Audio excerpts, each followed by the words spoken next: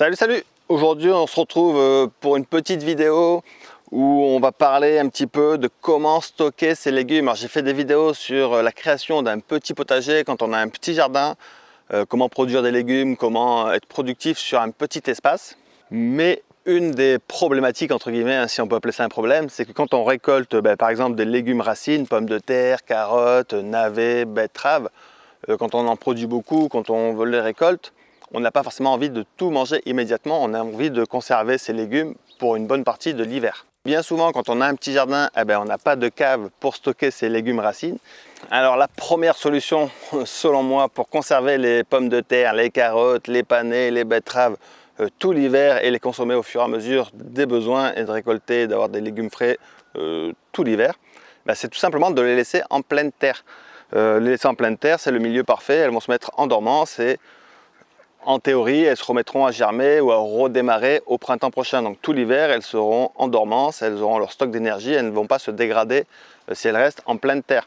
Alors cette méthode-là est bien pratique parce qu'on n'a rien à faire, on n'a qu'à récolter au fur et à mesure, mais je vois au minimum deux inconvénients. Ça occupe de l'espace qui nous empêche de cultiver et en plus on prend le risque de se faire manger nos récoltes par les animaux qui vivent sous terre, notamment les campagnols.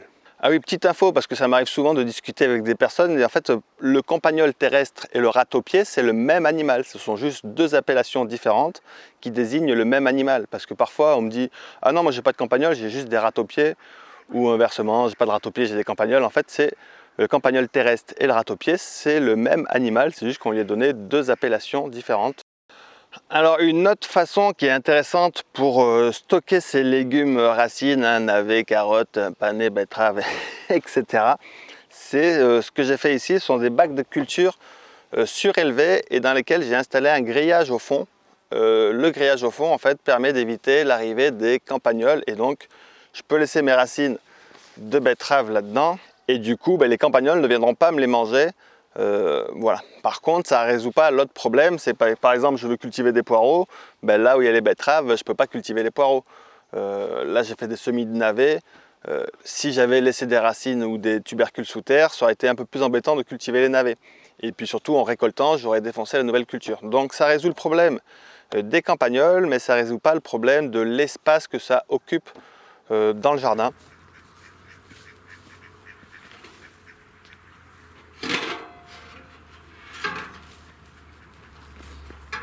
Je vous propose de faire une mini réserve de stockage pour vos légumes racines avec de la récup. Alors ici j'ai un vieux plateau inoxydable, un tambour de machine à laver, un vieux tambour de machine à laver, pareil qui ne va pas rouiller, qui pourra rester comme ça pendant des années, et surtout un Fargesia robusta. C'est très important que ce soit un Fargesia robusta, je vous explique tout après. Non, en fait, je voulais vous faire la blague jusqu'à la fin de la vidéo, mais on s'en fiche complètement. Que ce soit un Fargesia robusta, c'est donc un bambou non traçant, ça n'a pas d'importance, c'est juste que moi je vais l'utiliser, vous allez comprendre pourquoi. Et puis donc, l'idée tout simplement, c'est d'aller chercher la fraîcheur. Là, quand je tourne la vidéo, on est en septembre, donc il fait chaud, on va aller chercher la fraîcheur dans la terre. Et en hiver, on va chercher une stabilité thermique. Donc je vais creuser un trou et je vais enfouir ce tambour dans la terre. Bon, j'imagine pour les personnes qui vont faire ça, ce sont plutôt des personnes qui ont des petits jardins parce qu'on n'a pas de cave. Mais bon, si vous avez un grand jardin, que vous avez le choix sur l'emplacement pour enterrer ce petit tambour de machine à laver, choisissez un emplacement qui ne soit pas gorgé d'eau en plein hiver. Donc généralement près de la maison, on ne construit pas des maisons dans les zones trop inondables. Donc normalement c'est une bonne zone. Mais voilà, choisissez un endroit où ça ne va pas être de la boue pendant tout l'hiver parce que sinon les légumes que vous allez mettre dedans vont stagner dans de la boue et c'est vraiment, pas dans de la boue mais dans de l'eau et c'est vraiment pas l'idéal, donc plutôt un sol bien drainé. Voilà, après on fait un petit peu comme on peut. Cette méthode, ça va vous permettre de garder des légumes frais jusqu'au printemps suivant. Bon, ça fait très longtemps que j'ai pas creusé ici. Je n'ai aucune idée de la qualité de la terre, je vais me garder un chemin parce que j'ai besoin de cheminer entre ma zone de culture et le truc, donc je vais creuser par là. Ça va le faire, ça va le faire. De toute façon, c'est pas un travail immense, c'est toujours possible de le déplacer plus tard. Allez hop. Ah, ça va, la terre, elle a l'air sympatoche. Moi j'aime bien creuser des trous à la bêche, c'est rare que je creuse avec une pioche. Parce que franchement la bêche, bon ça dépend, parce que j'ai pas trop de cailloux en fait. Donc je peux rentrer assez profondément, je dessine à peu près la forme que je veux. Franchement, je suis très content d'avoir choisi cet emplacement. Je suis agréablement surpris par la facilité, un petit caillou, avec laquelle je rentre ma bêche là-dedans. Hop. Allez, plante.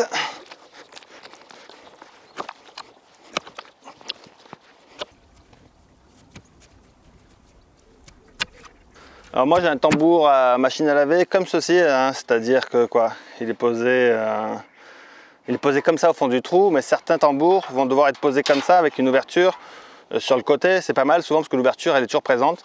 Moi c'est une ouverture comme ceci. En fait peu importe, hein, ce qu'il faut c'est que les tambours de machine à laver, comme c'est des matériaux qui ne rouillent pas, c'est un très bon matériau et c'est plein de trous, c'est vraiment top.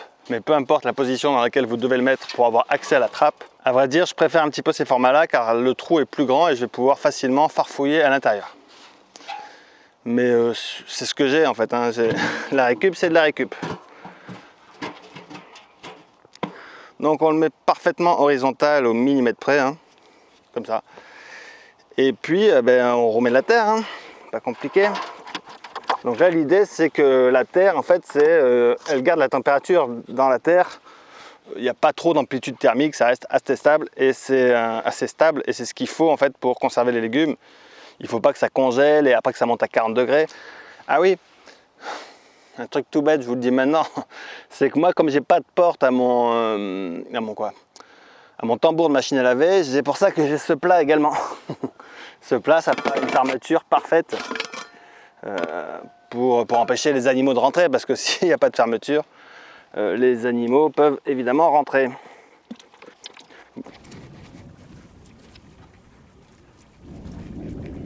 Voilà, le réservoir est enterré. Alors on pourrait s'arrêter quasiment là, hein, dire on met un couvercle dessus, hop, et puis on stocke nos légumes à l'intérieur. Il y a plusieurs choses que moi je n'ai pas envie là comme ça. Alors première chose, je vais chercher des légumes, j'arrive. Donc voilà, là j'ai juste une petite cagette avec quelques betteraves, quelques pommes de terre. Et bon déjà il faut conserver les pommes de terre qui ont la peau épaisse, hein, ou qui ont été récoltées, on va dire fin août. Hein. Et donc pour les légumes racines, il faut enlever le feuillage qui reste, hein, pour éviter que ça pourrisse. En fait, ça gardera mieux l'humidité s'il n'y a pas le feuillage. L'humidité restera bien dans la racine ou le tubercule. Hop. Et donc j'ai vu certains qui mettaient juste les légumes comme ça à l'intérieur. Et a priori, ils étaient très contents du résultat. Mais moi, j'aime pas trop, pour l'avoir expérimenté plein de fois dans ma cave, hein, j'aime pas trop entasser les légumes comme ça. Surtout quand je fais des mélanges d'espèces, des mélanges de légumes. Pour moi, un truc entassé comme ça a du mal à se conserver.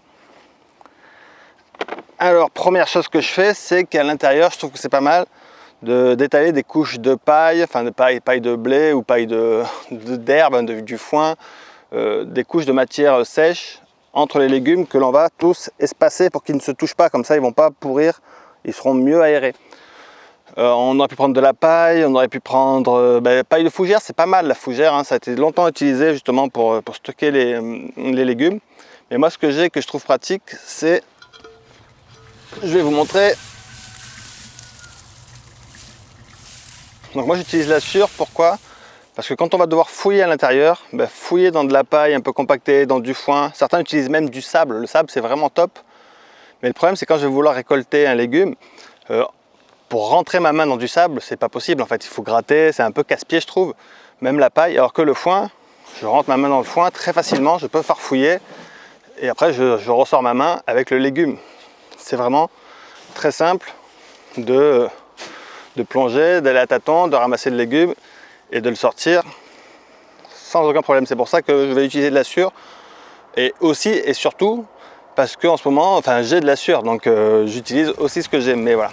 Un autre avantage que j'y vois, c'est que l'idée, ça va être de conserver, là on est au mois de septembre, l'idée c'est de garder des légumes jusqu'au mois de mars, disons, hein, à peu près. Et la sûre, ça ne va pas se dégrader, même si ça prend l'humidité, même si, en plus l'hiver, les bactéries sont endormies, donc ça ne va pas beaucoup bouger. C'est très long à se dégrader la sûre ou les copeaux, alors que la paille ou le foin aura tendance à se dégrader un peu plus vite. Donc voilà, ça me paraît vraiment intéressant de mettre ça, mais franchement, si vous avez du sable, mettez du sable, si vous avez de la paille, mettez de la paille, si vous avez du foin, mettez du foin. Et comme je vous dis, certains ne mettent absolument rien, juste, surtout pour les pommes de terre. Les pommes de terre, on peut plus facilement les entasser sans qu'elles s'abîment. Les betteraves, moi ça marche, j'ai besoin de les espacer pour qu'elles ne s'abîment pas. Donc l'idée, puis moi je vais mettre 2 légumes différents aussi, donc pommes de terre et betteraves. J'hésite encore, je ne sais pas qui je vais mettre au fond, qui je vais consommer en premier. Je pense que je vais consommer, j'en sais rien. J'allais dire les betteraves, je ne vais pas les consommer de suite parce que j'ai plein de betteraves dans les bacs, donc je vais récolter les betteraves dans les bacs d'abord, et après j'irai sur ça. Mais les pommes de terre, j'en ai vraiment beaucoup. Bon, disons qu'on va mettre les betteraves au fond, mais c'est un choix vraiment arbitraire. Donc je mets une première couche de sûre. Je mets un peu épais, comme ça si jamais il y a de l'humidité, la sûre fera protection, on va dire. Ensuite, je mets mes betteraves à l'intérieur. Bim. Je fais en sorte qu'elles ne se touchent pas, ou pas trop, disons. S'il faut, je ferai plusieurs couches, hein. Mais je pense qu'en une seule couche, ça devrait aller, parce que j'ai plus que ces deux-là. Je vais faire en sorte de faire qu'une seule couche de betterave.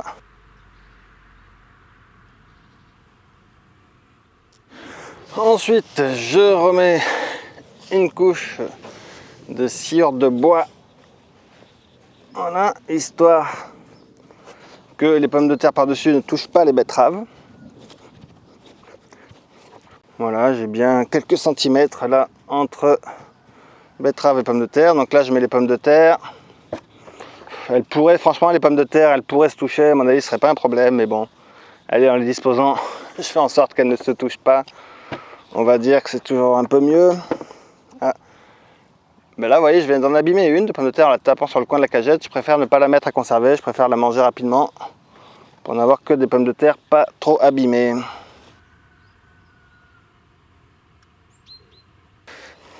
Bon, ben là, vous avez compris l'idée. On remet une belle couche de sciure de bois. Pif, paf, pouf. On fait ça. On remet les pommes de terre. Allez, on va tout mettre comme ça. Faire en sorte qu'elles ne se touchent pas trop. Tac, tac, tac. Franchement, jamais je pensais que ce serait déjà, mais j'ai encore vraiment pas mal de place.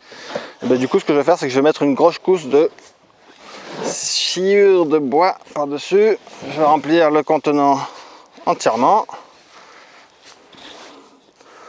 À peu près. Et voilà, là je peux stocker mes légumes, ils vont pouvoir rester ici et je vais pouvoir venir récolter au fur et à mesure des besoins, largement tout l'hiver, hein, sachant que moi, évidemment, j'ai également une immense cave, mais je tenais ici à vous présenter un moyen de stocker des légumes quand on n'a pas une immense cave. Alors ce qui est bien, c'est que comme je ne l'ai pas trop rempli, j'ai pu mettre une belle couche d'isolant par-dessus, parce qu'un des problèmes que l'on peut rencontrer, c'est que le froid par-dessus, si c'est mal isolé, ça peut attraper froid, ou même là au mois de septembre, il peut faire chaud et inversement il peut faire trop chaud. Alors ce que vous pouvez faire, ce que certains font, c'est mettre une grosse couche de paille par-dessus, protection, des cagettes, voilà, tout ce qui peut protéger du froid. Une cagette, ça m'a l'air d'être pas trop mal. Par exemple, on pourrait mettre plein de paille et mettre la cagette par-dessus, ça pourrait faire une très bonne protection contre le froid. Moi, ce que je vais faire, c'est que j'ai ma petite soucoupe. Je vais mettre ma soucoupe comme ça et ainsi je vais pouvoir mettre mon bambou en pot, mon petit Fargesia robusta. Et voilà, ma cave, elle est facile à repérer, je sais exactement où elle est et ça permet de conserver les légumes quand on n'a pas de quoi stocker spécialement. Bon, pour que ça soit un peu moins bizarre, là je viens juste de faire le trou, donc évidemment la terre elle est retournée, mais après ça va se réenherber, ça va redevenir quasiment invisible en fait. Là effectivement il y a de la sueur autour. La terre, c'est de la terre battue, mais rapidement, on verra plus que c'est un trou bizarre, on aura juste un pot. Et puis comme ça, vous savez que sous votre plante, vous avez votre réserve de légumes.